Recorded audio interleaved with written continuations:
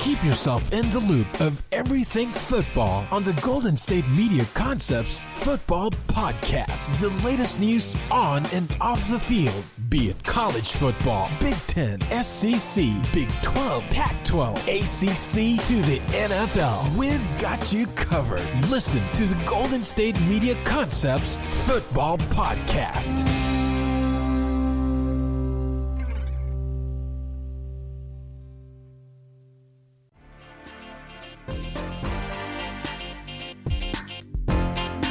Welcome into the GSMC Football Podcast, right here on the GSMC Podcast Network.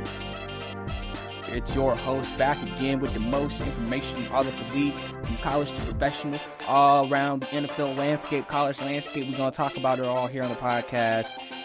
It's Brice Lewis, the guy who's going to discuss everything that's happening in the world of football with you today on the podcast.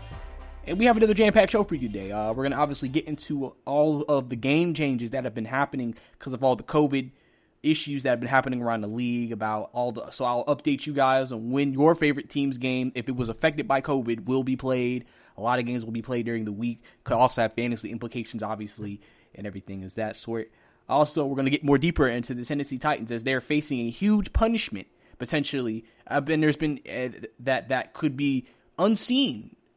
And also some of the rules they've been actually ignoring while they've been doing all these, I guess, illegal activities or violating protocol. We're also going to give my Week 5 predictions like I always do. Go ahead, give my predictions week to week on who I think is going to win each game and why. Give an analysis. And then also other general NFL news and topics. Very NFL-heavy show today. So we're going to go ahead, jump right into it and get hit and start talking about it. So we're going to go ahead and just start with all the schedule changes. So the NFL has moved a lot of games because of COVID. They've been having to adjust games because of COVID-19.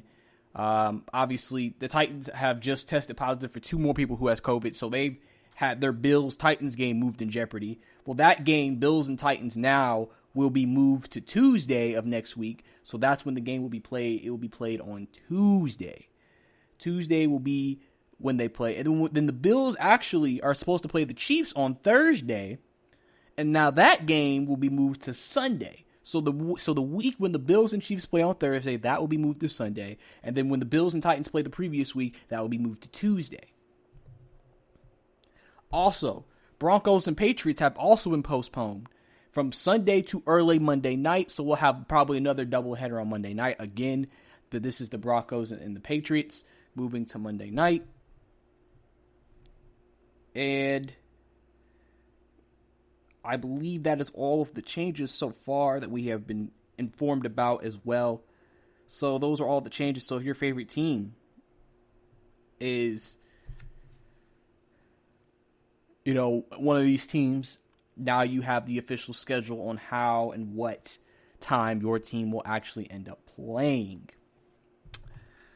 So obviously a lot of this is coming, the reason why a lot of this is big news and a lot of this has been happening recently is because of some of the actions by the Tennessee Titans. The Tennessee Titans, by reports, and by confirmed reports now, because there was they worked out at a local high school, which they were not supposed to do when there's COVID on the team. When a team tests positive for COVID-19, they are supposed to stay away from each other for at least, I believe, 6 days.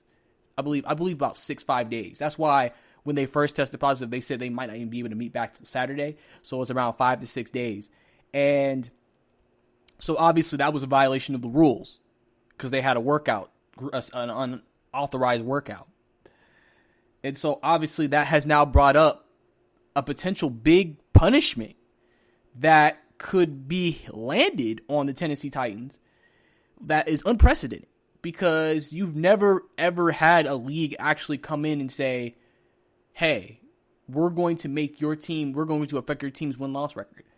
And if you see where I'm getting at, there has been some chatter and reports that they are thinking about forfeiting the game the Titans were not able to play last week. And I want to point out, it's not just because of the workout. Because there's also now other reports of things that Tennessee did not do violating COVID-19 protocol. Another issue is that multiple execs say it's been an open secret that the Titans were not strictly enforcing their mask guidelines. So obviously, what they're saying is that the Titans have not been wearing their masks. And obviously, the league has been very, very strict about masks. You've seen the fines they've given to head coaches for not wearing their mask. And all of that. So clearly, that's a big deal. That's a big issue. And I'm going to read this quote from Mike Sando of The Athletic after talking to some execs. And he says this. Execs from multiple teams said it's been an open secret that the Titans have not strictly enforced guidelines regarding masks within their facility. The execs said they knew this enough through conversations with Titan staffers predating the outbreak. If this is true, the NFL will find proof on surveillance videos from inside team headquarters. Saffol's revelation raises another red flag. Even if the practice session was held before an NFL memo was distributed explicitly banning such gatherings. So not only did you have an unauthorized workout, then you weren't enforcing your mask protocol within your own team's facilities. That's two things that the NFL could say, you did that and that. Oh, we have to come down hard on you people. And that's what they might do. And then the fact that then 2 more players tested positive, it just seems like the Titans right now are looking like a horrible organization right now. Because the fact that they're breaking these many rules and not following these rules to the T like a lot of other teams are, and then you're having all these positive tests within your building, it's just like the league's going to be like, you do realize you are putting the season at risk by doing this. You're getting tested positive. We let you play against teams or get around other players. They could get positive tests. And then we could have multiple teams getting positive tests. And then we have to move this game around, postpone that game, cancel this game, forfeit this game. And then you could have a situation where they may have to then discuss not even being able to finish the season.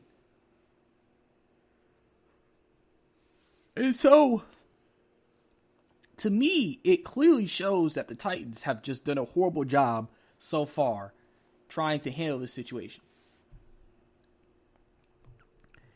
Because they need to be better. Now, if you're looking for some exact details on the actual type of ruling that could come down, Sando also talked about this. One executive said this could be potentially what the actual ruling would be on the Titans after all of the investigating and reviewing is done. And I quote, they say, I think they could forfeit a game, lose a draft pick, and incur a fine. The exec said, I nail them, but hopefully they can get their stuff together after that and be able to play. So think about the Titans, who are currently undefeated, forfeiting a game, which they would forfeit the game to Pittsburgh because that's the game they were able to play. Now you're 3-1. You just lost a draft pick. I feel like if you're forfeiting a game, do not be surprised if they do have to give up a draft pick. It is a high draft pick. Do not be surprised if it is a high draft pick because that is definitely a potential thing. And they'll probably get a $1 million fine as well.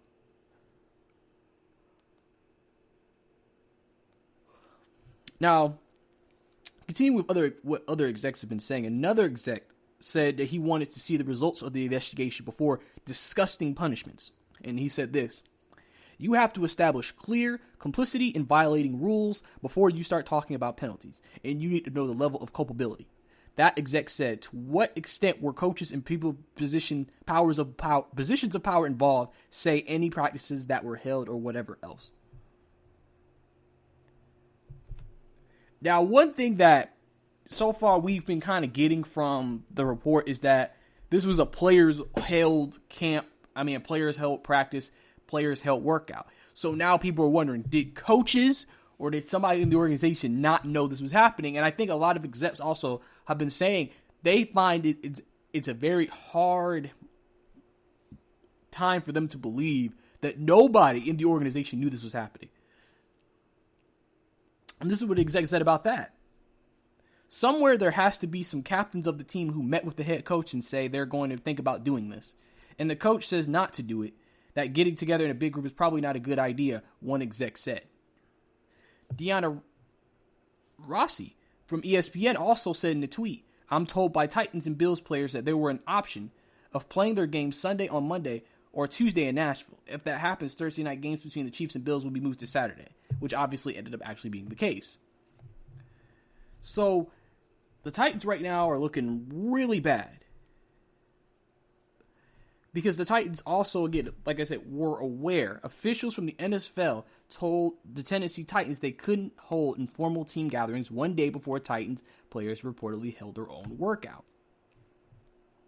Because Dan Grazio from the NFL Network tweeted out some clarification, and this is what we actually know. He said, first, there is an NFLPA investigation that could result in discipline if Titans do not follow protocols. Second, the September 30th off-site player workout is part of the investigation, but is not the sole focus. And third, the NFL and NFLPA is also looking into how the virus entered the Titans facility, how it spread, were masks not worn properly, were protocols not followed during team travel, etc. This is more important than whether players should be disciplined for working out together. Part of the investigation is focusing on the info that was communicated by team to players with regards to ban on informal gatherings. Davenport from ESPN reported multiple Titan players said they didn't have knowledge of this information. So, as you can tell, that's how it is. And so, like I said, there's a lot of chatter right now that a lot of people think that the NFL is going to make the Titans forfeit a game and then just play the next week. So, if that happens,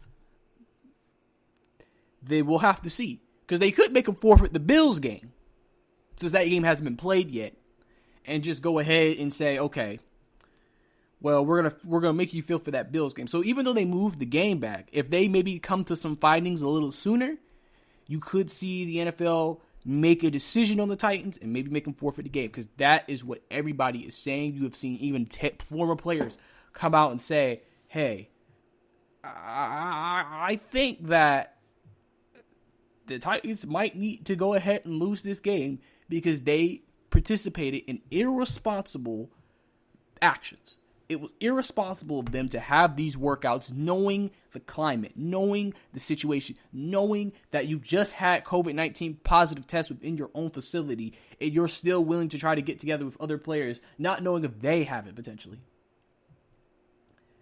It just feels like a lack of institutional control. That's the term they use in college football, when I guess recruiting or coaches go outside of the team doing things under the table. They like to say it's lack of institutional control. That's what it feels like right now with the Tennessee Titans.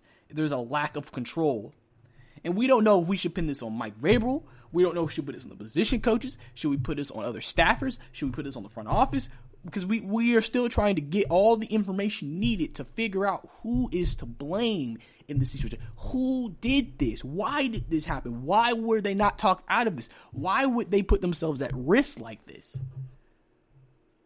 Because remember, if the season, if it got really bad, and then, COVID has spread to 8-10 different teams, and the NFL had to postpone and move back so many games, do you realize how many teams would be pissed with the Titans right now? You may see teams calling for them to forfeit 3-4 games. You may see them being very disrespected around the league by a lot of different teams, because it's just like, how do you allow this to happen on your watch? And so we're going to have to see what happens with the Titans moving forward and see what the actual results of the NFL investigation actually ends up being when it gets to that point and when they do come to that decision. You could definitely hear things over the next few days and new developments coming out the next few days, which I highly expect to happen. And I'm very looking forward to seeing what all will be happening. And on the next episode of this podcast, when me and Ethan get back here, if there's any new reports, we will definitely talk about it right here on the podcast. But that's all the time we have here for this segment. Coming up next, we're going to get into my Week 5 predictions, go through all the games, give a short analysis, and pick my winners for Week 5. Stay tuned for that right here on the GSMC Football Podcast. Football, basketball, and baseball are all back, and that means it's time to get down your bets. This is Brice Lewis here to tell you about my favorite sports book, and that's BetUS. I only endorse one sportsbook, and that's BetUS.com. Why you ask? BetUS is the pioneer in online betting with more than 25 years in the biz. You need a sportsbook with integrity and longevity, and you need to know that you're going to get paid. Live betting, MMA, golf, horses, esports, entertainment, and all kinds of crazy prop bets and futures. They have it all. Nobody in the industry gives bigger bonuses than BetUS. Go to BetUS.com now and fill out your information. It only takes a minute. When you get to How Did You Hear About Us box, type in GSMC, and you can get up to 150% in bonuses on your first deposit. Nobody beats that. I bet at BetUS, and so should you. Join BetUS today, and don't forget to type in GSMC and get up to 150% bonus on your first deposit. That's BetUS.com, America's favorite sportsbook.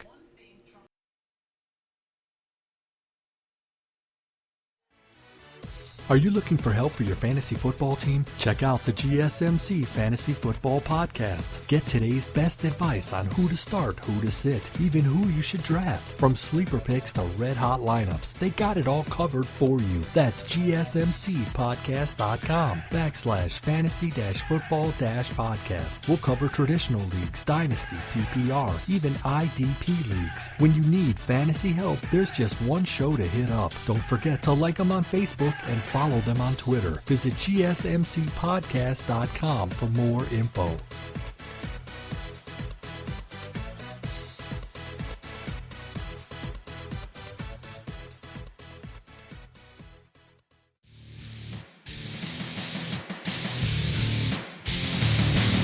Welcome back to the GSMC Football Podcast. Last segment we broke down the accusations against the Tennessee Titans, all the things that they're currently reviewing and investigating with the Tennessee Titans regarding the unauthorized workout they had, violation of team rules, violations of not enforcing the mask regulations. It's just everything that has happened with the Tennessee Titans over this last week or two. Obviously, a lot of people are having chatter about them forfeiting a game, and having a big fine and losing a draft pick. So obviously, we'll have to see what the NFL investigation actually comes into. And we'll have to see what actually ends up happening to the Tennessee Titans when it's all said and done. Also, I also told you about the game changes, as obviously the league has been moving a lot of games around due to the COVID-19 the positives that they've had on certain teams. So there have been 4 or 5 games that have been moved around during next week's schedule and the next week's schedule. So obviously, if you didn't hear that, go rewind to the beginning of the podcast, and I will tell you when the team has moved to which day. But now we're going to get to my Week 5 predictions. Yes, sir, baby. We are at Week 5 right here. Trying to get into it, baby. So, we're going to go ahead and jump right into my Week 5 predictions. So, first game, Panthers and Falcons, 1 o'clock. So, actually, the Falcons are favored in this game, surprisingly. Falcons have looked very disappointing this year. They've looked like the worst team in football to me. Okay, not the worst team in football. They choke the most in football. It is a shame because they have so much talent and they can't win any games. And I still stick with my belief that Dan Quinn needs to go. He has to go. It's just not going to change if he's still there. But the Panthers are coming into this game on a 2-game winning streak after losing Christian McCaffrey, and they're playing some of their best football. Teddy Bridgewater has played lights out for them. And honestly, I don't expect that to not be the case this week. I expect the Panthers to still be able to move the ball through the air on the Falcons. The Falcons are one of the worst pass defenses in all of the NFL. And they also have a lot of injuries back there in the secondary. The Falcons are 31st in points allowed, letting up 34 points a game. So clearly, the Panthers can score some points. So I definitely expect this to be a high-scoring game. I expect every game the Falcons get into to be a high-scoring game, actually. But I expect this to be a high-scoring game, and I think the Panthers are a team that, listen, they found their identity after Christian McCaffrey. They have, like I said, a new receiving core. They've still been able to run the ball pretty decently for the most part, and they're having a lot of success. Their defense is getting better week to week. Very young defense, but improving. And like I said, I expect them to come into Atlanta this week and get another win, and Falcons drop to 0-5. As much as that sucks as a Falcon fan to say that, I'm also very realistic about my team right now. Honestly, I feel like to a certain extent, man, I don't know if we'll win a game as long as Dan Quinn is head coach. I really sit here sometimes, I'm just like, I don't know if we're going to win another game as long as he's head coach. because I don't know, man. I feel like every game we play is a losable game for us. And our schedule's not even that hard coming up, but it's hard to be confident in this Atlanta team with Dan Quinn as head coach. And with the way we're playing football right now, it's just not looking good. It's not looking good. I expect the Panthers to go to 3-2 and bounce back from their 0-2 start and now be a real contender in the NFC South, also competing for a division title against the Tampa Bay Buccaneers and the New Orleans Saints. Next game, we have the Ravens and the Bengals. Ravens are 12-point favorites. Big favorites here. Obviously, everybody's probably expecting Baltimore to come in here and destroy the Cincinnati Bengals, because this is Joe Burrow's first chance against this Baltimore team. Joe Burrow has played well in recent weeks. They got their first win last week. Now they're 1-2-1 on the season. You know, Joe Burrow has been the bright spot. Joe Mixon, obviously, like I said, their skill position players are there. You see it. It's just they need to improve the all rest of the team. Baltimore obviously bounced back from that loss against Kansas City last week, getting a key win. They're probably going to keep trucking along. They're probably going to keep doing what they do. They're probably going to keep playing as well as they have been playing. I expect Lamar Jackson to still have a big game, and I expect Baltimore to be able to have their way with the Cincinnati defense.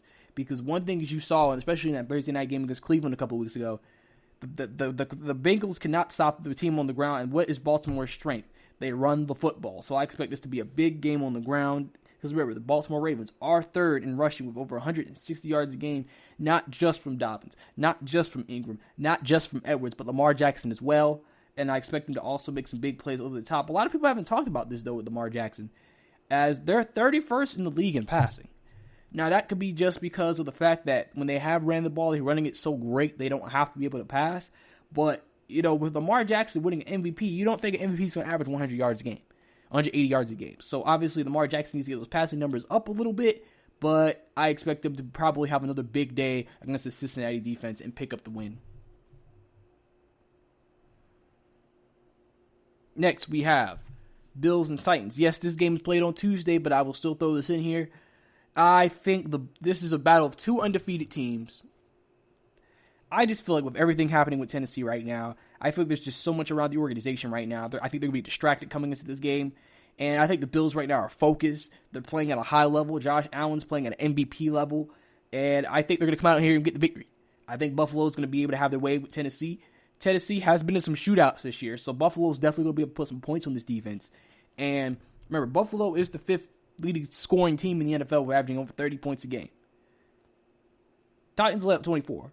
So I think that there's definitely a chance here that the Bills could also put up a lot of big yards. I think Josh Allen's going to continue to have a big season that he's been having. Like I said, probably surprising a lot of people, not surprising to me, because obviously Stephon Diggs has opened up that offense. Has been a blessing in disguise for the Buffalo Bills with that receiving core, because everybody kind of fits in their normal positions, and I expect that to continue against Tennessee. Because like I said, Buffalo's been playing, they've been practicing without any interruptions. Tennessee's been the team that can't practice, and so I feel like they're going to be very out of sync coming into this game, and I think they're not going to be prepared and ready to go.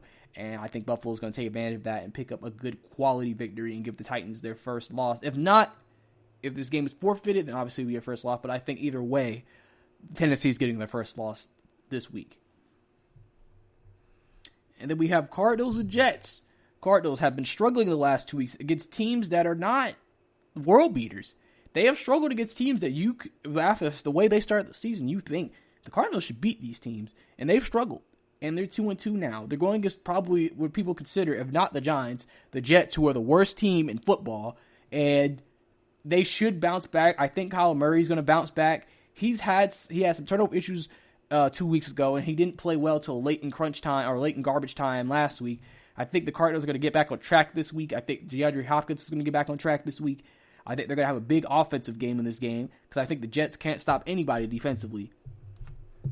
They're letting 32 points up a game. I definitely think that the Cardinals are going to have a big offensive performance. Everybody's going to get their numbers. So if you have the Arizona Cardinals skill position, Kyler Murray, maybe a Kenyon Drake, a DeAndre Hopkins, definitely do not be afraid to start them this week against the Jets.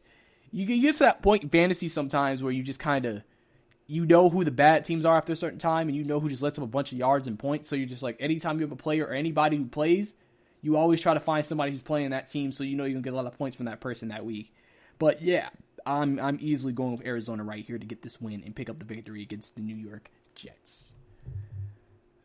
Then we have Eagles and Steelers. Eagles coming off the first win of the season on Sunday night against the San Francisco 49ers in a very good game. Carson Wentz able to, get this team, carry him on the back. And now their first in the NFC is going against a very good-looking Pittsburgh team who is currently 3-0. Obviously, they got their game postponed last week, but they were practicing throughout the week, so I don't think they're going to be out of sync. Honestly, it's just going to see. If the Philadelphia Eagles defense plays like they did last week against the 49ers, and they play that way against Ben Roethlisberger this week, they're going to have a chance, and it's just Carson Wentz going to have to do what he did last year. He's going to have to take the guys he has, and he's just going to have to make something happen with it. Now, I think that they might get Alshon Jeffrey back this week, so that's going to be a big pickup for that offense. And then maybe in a few weeks, Deshaun Jackson might get back, and then you're going to be looking at the receiving core and saying, okay, now they're getting healthy, at least from a receiving standpoint. So, I think the Eagles are going to play well. I don't think this is going to be a blowout by any stretch of the imagination. I think it's going to be a very competitive game. But I think with the Eagles' offensive problem issues, and then with Pittsburgh having probably one of the best pass rushing front sevens in all of the NFL, Carson Wentz is going to be under duress all day long. He's going to be under pressure all day long, and it's going to be hard for him to really have time and really be able to find something. So, we'll have to see how it looks. We'll have to see, how everything goes. But if I'm picking this game, definitely going with Pittsburgh in this game. I think Pittsburgh is going to continue to be successful. I'm saying I think they're going to continue to play well, and I think it's just going to continue to move forward for the Pittsburgh Steelers as they continue their great start to the season. Next, we have Jaguars and Texans. The first game after Bill O'Brien's been fired for the Texans. Obviously, coming into this game, trying to get their first win. Jacksonville has kind of came off after winning that first game. They haven't played as well as they have in previous weeks. So this is a very winnable game for the Houston Texans. And I think that I have some actually more news on Houston's firing and Bill O'Brien fallout later in the show. But based off some of the stuff I read and looked at, I expect Houston to actually come out in this game motivated and playing very well. I think they feel like a monkey, a weight has been lifted off their backs, and they can play a little bit more free. And I think that could mean some bad things for Jacksonville. I think Deshaun Watson is going to really, get back to playing like what we expect from Deshaun Watson. And I think they're going to come out and really get a good quality win against the Jacksonville Jaguars. And I think, like I said, unless Gardner Minshew can bounce back this week, have a good game, and do what they got to do, I definitely, actually, am going to take Houston this game. I think Houston's going to be able to come back in this game and get their first win of this season. Then we have Chiefs and Raiders. Chiefs coming off a game where, for most of the game, and a lot of people really thought if Cam Newton played, they would have lost. But they were able to come out with a victory. Another 12-point spread against the Raiders. Raiders are 2-2. After starting 2-0, losing their last two, some people are questioning if this is really what the Raiders are. Listen, it's hard to go against Kansas City because you know how good Kansas City is. You know how good their offense is. You know their defense is underrated, and people don't talk about them enough, but they have been doing great things for this team all year long. And so I think that the Raiders, listen, they have to establish a running game with Josh Jacobs, and Derek Carr has to play better than he's played the last 2 weeks. But honestly, the biggest thing is that what the Chiefs are great at is what the Raiders struggle with, and that's pass defense. I think that Patrick Mahomes can definitely bounce back and have a big passing day against the Raiders. But we'll have to see, because the Raiders might surprise you. I feel like these kind of games could be trap games, but I definitely think the Kansas City is going to take care of business against the Raiders. And then last game before we get out of here, and we continue on with the next segment, we're going to get into the Rams and Washington the Washington football team. Dwayne Haskins no longer the starting quarterback of the Washington Redskins. It's going to be Kyle Allen this week with backup Alex Smith. Washington, after that first week win against a very impressive win against the Eagles, have really looked like the team we expect them to look like, at the bottom of the barrel. And that's why they made the change at quarterback. I don't think Kyle Allen's going to make that big of a difference in terms of this game this week, just because they're playing against a very good Rams team who seems to have found their rhythm, found their flow. They have a running game. Jared Goff is playing well. Defense is playing well. I expect the Rams to come in here and handle the Washington football team handily.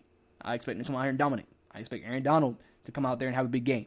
And so, maybe, with Dwayne Haskins not playing, maybe, I don't know, Kyle Allen may shock us a little bit and play really good football, and maybe Washington's more competitive than what we think they're going to be. But I'm going to put my money on the Rams in this game. I think they're going to come out and continue to play well and go to 4-1 on the season and continue a great start to the season as well in a very highly tested division.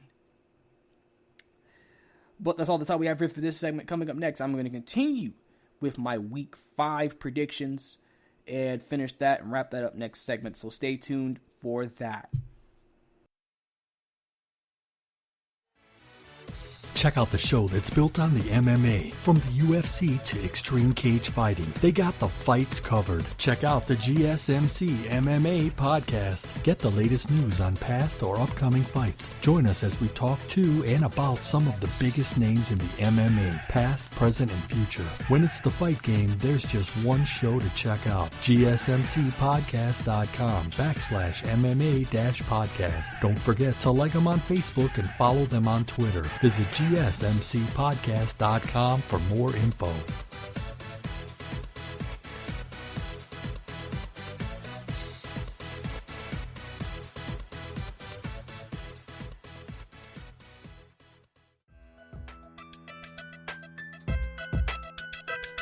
Welcome back to the GSMC Football Podcast. Last segment, we were starting my Week 5 predictions, going through games, giving my short analysis on the games, and giving my winners and predictions who I think is going to win those respective games. Also, just want to give a quick reminder, if you want to interact with us on Twitter, you can follow us at GSMC_football. That is GSMC_football if you want to interact with us and talk about everything that is football from college to professional. We definitely would love to hear from you on there. Also, don't forget to also listen. Don't forget to subscribe or review or whatever platform, whatever they tell you to do for our podcast. Definitely love our committed listeners who listen episode after episode, whether I'm your favorite podcast host or the other people we have here at the podcast network. Definitely appreciate all of your support. And we definitely love doing these shows for each and every one of you. But now we're going to get back into my Week 5 predictions. And so, Dolphins and 49ers. This game's going to be very interesting. Miami, to me, they're an interesting 1-3 team. In every game this season, they've remotely been competitive.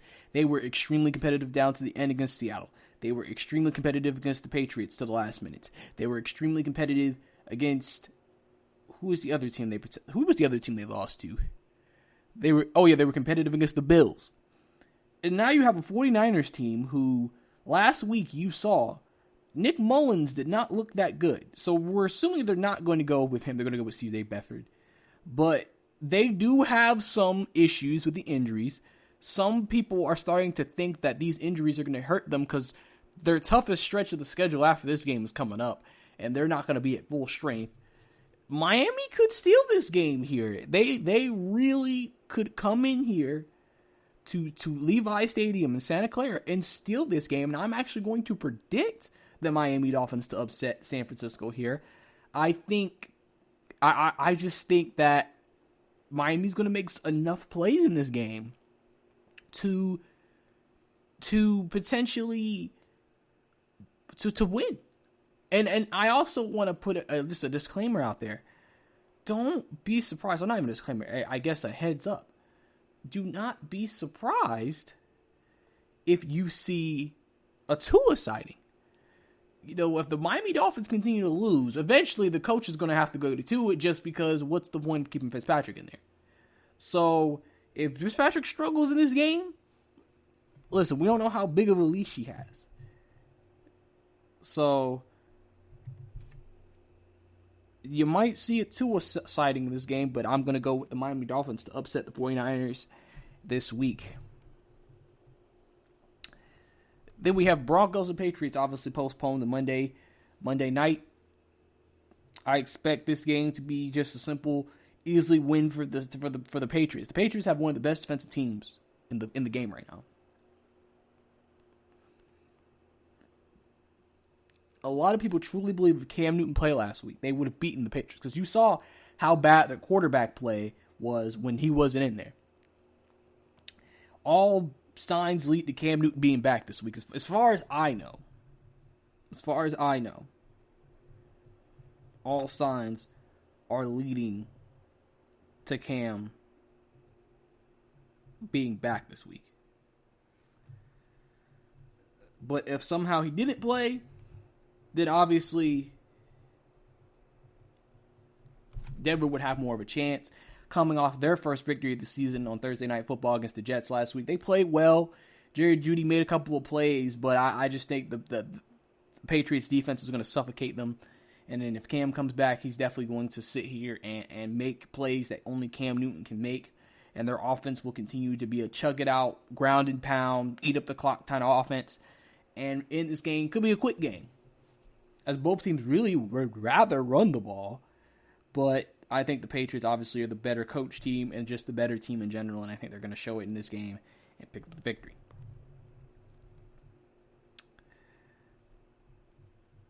Then we have Colts and Browns. Browns and Colts. This is going to be interesting. Both teams are 3-1. Browns coming off of that first loss of the season. Both teams actually lost in week 1 and won 3 straight.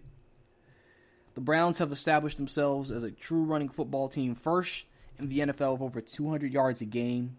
They haven't asked Baker to do a lot. And they're averaging 31 points a game.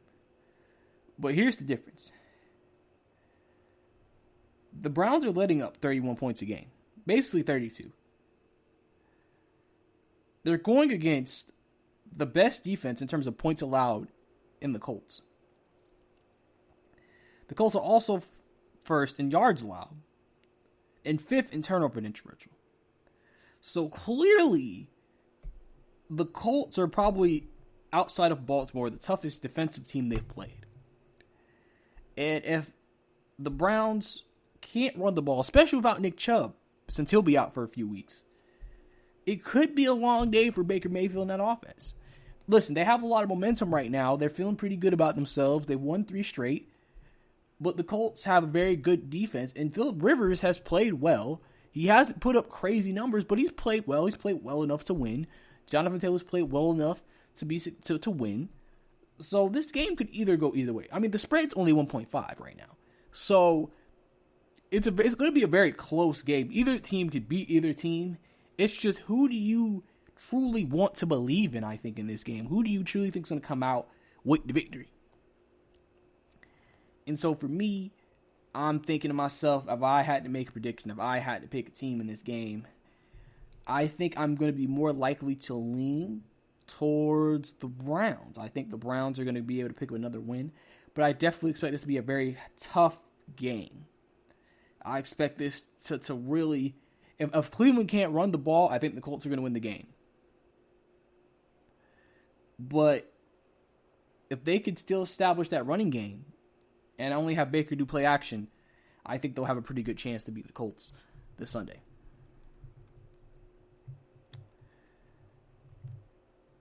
Then we have the game of the lonely NFC East matchup, Dallas and Giants.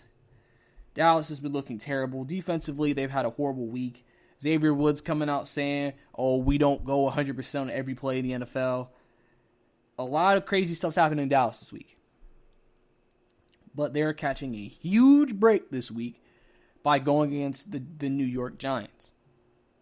Giants are probably worse than the Cowboys, especially with no Saquon Barkley. So, listen, it's an NFC East matchup, so I definitely think this could be a competitive game, but this is the first, I guess you could say, team that they've played that they really are probably better than. Like I said, I think, honestly, the Falcons are better than them. They should have beat them the other week. So, and I just think, because, at the end of the day, Dallas still has a very good offense. They're still a great offensive team. It's just defensively they can't stop anybody. But the Giants can't score on anybody. The Giants are 32nd in the league in scoring with 11.8 points a game. So Dallas's defense got to do something this week. You're not going against a high-powered offense. So there should be no reason for you to be down 24-4 or 7 or anything. They should be able to get a lead on the Giants early and keep that lead with Ezekiel Elliott running the ball. Really. They should be able to. The defense might be able to make some plays this week with a little bit more confidence in themselves. These are the type of games that could just start to build confidence back, give players a better morale in the locker room by dominating and winning a game like this. So definitely think that Dallas is going to bounce back and get a win this week. Plus, they kind of need to, because if they lost to New York, man, you realize the headlines that following Monday. People would think they're falling out the sky.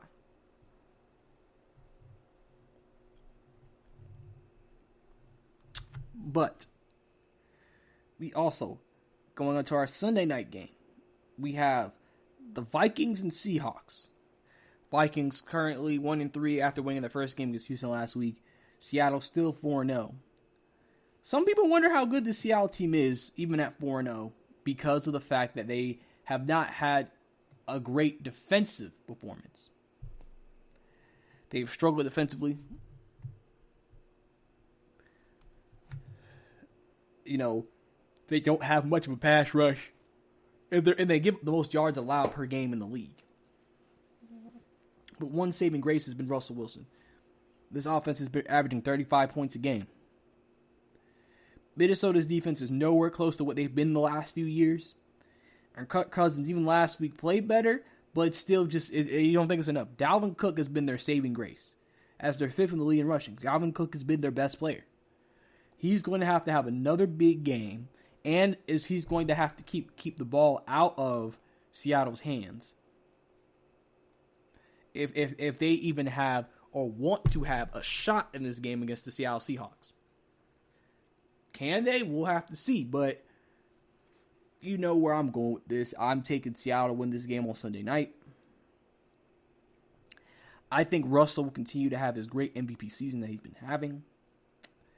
And I think he's going to pick up a win for his team as they continue to be undefeated and Minnesota continues to surface deeper and deeper into the NFC North.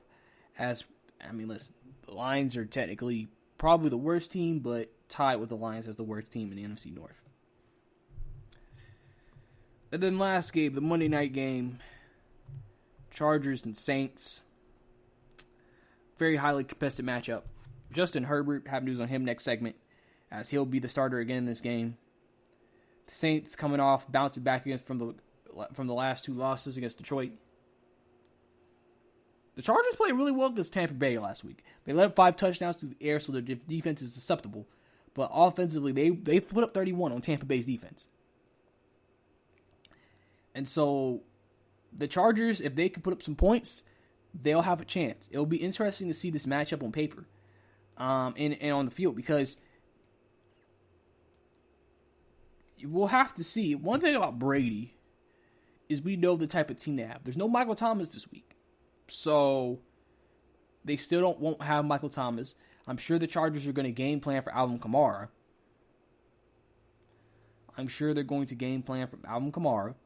And they're going to try to take that away and make Drew have to beat them. I think you're going to start seeing more teams throughout the season have that approach of, Drew has to beat us.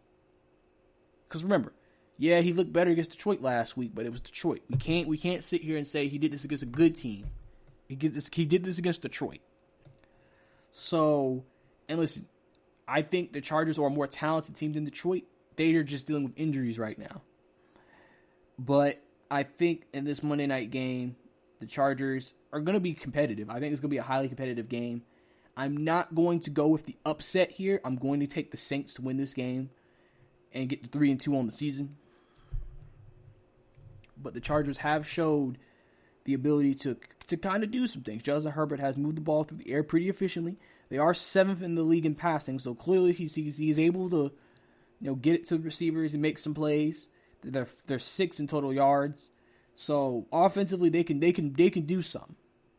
But the Saints are 5th in scoring, and they could score points too.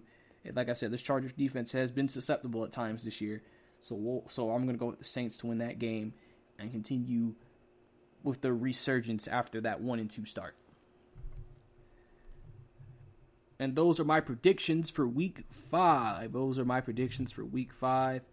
you disagree, agree. Remember, don't forget to hit us up on Twitter. But so, that's all the time we have here for this segment. Coming up next, we're going to get into some news around the NFL. Got to keep y'all up to date on what's happened around this week of the NFL. So if you want to hear all that, stay tuned right here on the GSMC Football Podcast. Check out the show built around the women of MMA. From the UFC to the extreme cage fighting, we got the fights covered. Listen. It's the Golden State Media Concepts Women's MMA Podcast. The latest news of upcoming fights, discussions of previous matches. Join us as we talk to and about the biggest names in women's mixed martial arts, past, present, and future. When it's the women's fight game, you know where to listen to.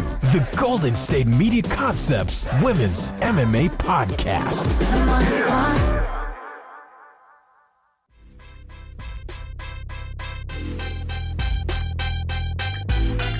Welcome back to the GSMC Football Podcast. Last segment, we finished up my Week 5 predictions, giving all my predictions on all the games from the latest slate of NFL. Obviously, gave my predictions, analysis, and all of that. So, now that happened, everything went well. Actually, I'm going to do a little something different. I'm actually going to do college football predictions before getting into some NFL news on some of the biggest games in college football. So, these are games that I personally pick as the biggest games, usually between two ranked teams for the most part, but I'm going to go ahead and do that before getting into NFL news. Something I'm throwing in here a little bit new, just to see how it goes. But yeah, because obviously y'all come here not just for NFL, y'all come here for college as well. So here is your taste of college football if you're looking maybe to hear some things about college football. So first game we'll get into in the college football slate. Tennessee and Georgia, both teams are 2-0 coming into this game. Georgia coming off a very impressive victory last week against the Auburn Tigers. Stetson Bennett is looking really good at quarterback. They haven't asked him to do too much. They've just asked him to make the throws that are there, and he's done that. And they've so far had a good running attack with Cook and White, though Cook might not play this week, but they have plenty of running backs after him. So it's not going to be too big of an issue. Tennessee's played very well their first two games. Very, very well in the first two games of the season. Coming off a very competitive win against South Carolina, but then coming off a great win against Missouri last week. Listen, obviously this is a rivalry game for these teams. Georgia obviously is in their basically the hardest stretch of their schedule. This is the game before Alabama.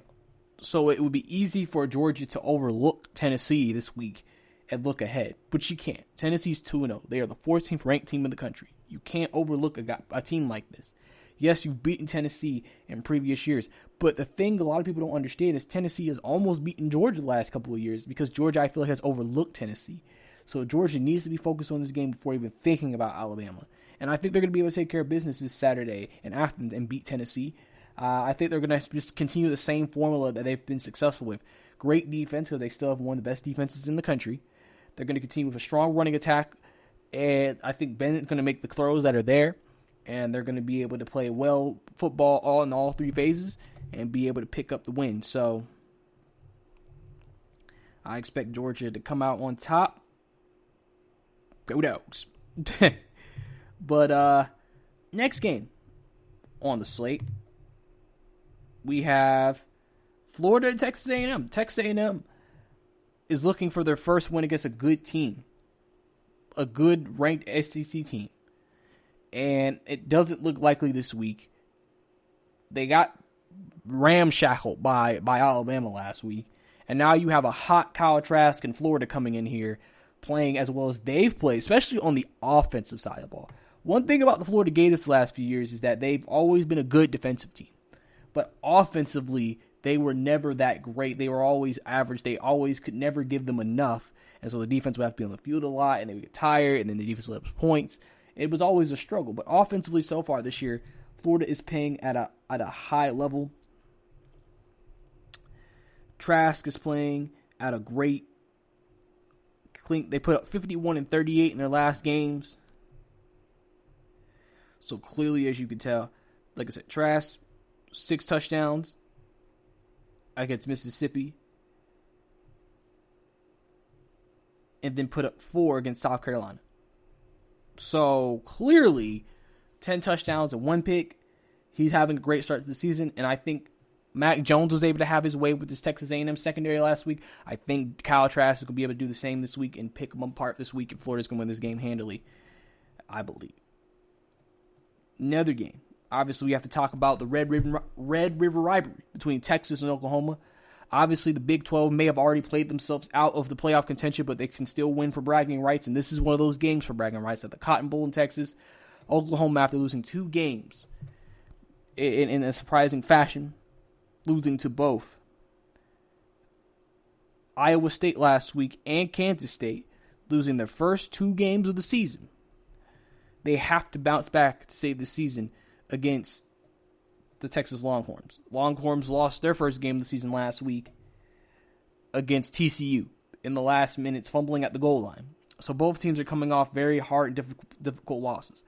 But this would be a great win to get either program back on track this year if they're able to come out with a victory in this game. Obviously, this is always a big game for these guys. And and honestly, I guess you're not going to see a lot of defense in this game. So I guess in terms of who has the veteran quarterback, who so far has looked like the best team, I have to go with Texas. Oklahoma has really struggled. They can't stop anybody. They're making mistakes on offense. And I just think that, Texas, they score, they just can't stop nobody. But they don't shoot themselves in the foot except last week, obviously, in the last minutes. Oklahoma shot themselves in the foot in 2 games. That's cost them 2 losses. So if both of these teams need these games for a bounce back. And I think Texas is going to be the team that actually gets that bounce back this week. And then obviously the big game of the day, 7:30. Clemson and Miami. Miami, 7th in the country, winning their first few games handily so far this season. Very, very handily. They have beaten Louisville 47-34. Obviously, that was a couple of nights ago, a primetime matchup. Handled Louisville, destroyed Florida State, and now they're getting the 3rd game of a classic against Clemson, the best team in the ACC. This is a game for Miami. If they want to show the entire world that they're back, they have to go into Memorial Stadium in Clemson and upset the Clemson Tigers. New quarterback, new swagger, new everything. Just like I said, this team knows what they're going into. They know who they're playing. The key to this game will be D'Eriq King from Miami. He has to have a monster game for them to beat Clemson. Because I expect Trevor Lawrence to come out and have a great game. I expect Trevor Lawrence to come out, play the way we expect Trevor Lawrence to play. But if D'Eriq King has a big game and they're able to establish that running game and still play very well defensively like they have a chance to beat Clemson. Now, they're 14-point underdogs, which is just the respect that you would give the Clemson Tigers, just how dominating they've been over the ACC. But I expect this game to be closer to what some people think it's going to be, and I project I'm going to go with Clemson here, but I would not be shocked if Miami was able to somehow come out with an upset. So those are your college football predictions. So now I'm going to finish this up with some NFL news. So if you're looking for some more fallout news on the Bill O'Brien situation, apparently J.J. Watt got into it with O'Brien a couple of weeks ago at a practice, questioning his coaching ability. So obviously, remember J.J. Watt said after the game against Minnesota that something needed to change.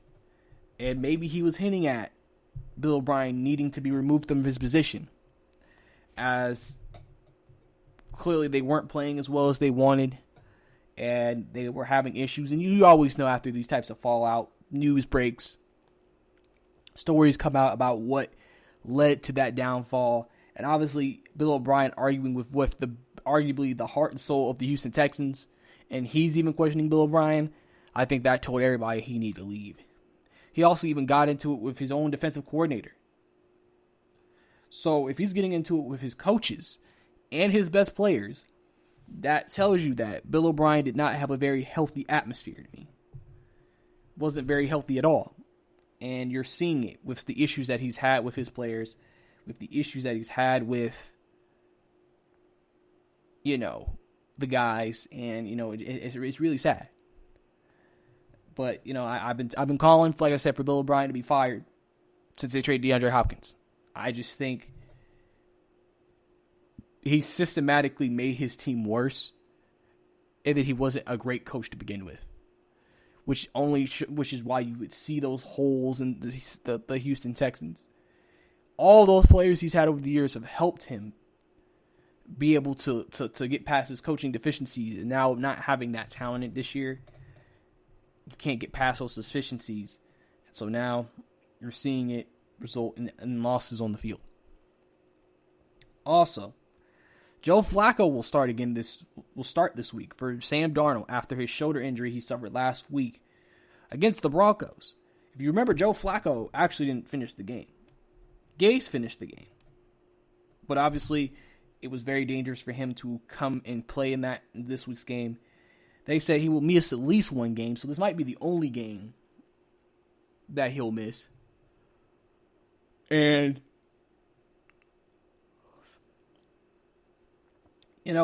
hey, I guess Flacco gets another chance to play the game.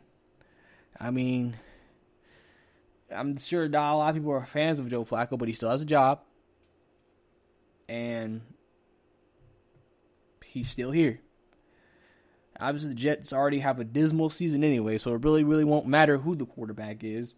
But I don't project that Joe Flacco is going to make things any better than what they were before. So, I guess Jets fans, you can take that for what it is. Like I said, I'm not sure if you would be very excited about this, but it's something. It's something. And then also,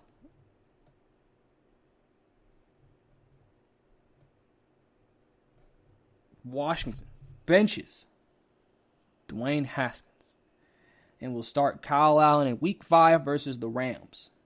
And it was even reported in practice he wasn't getting any reps.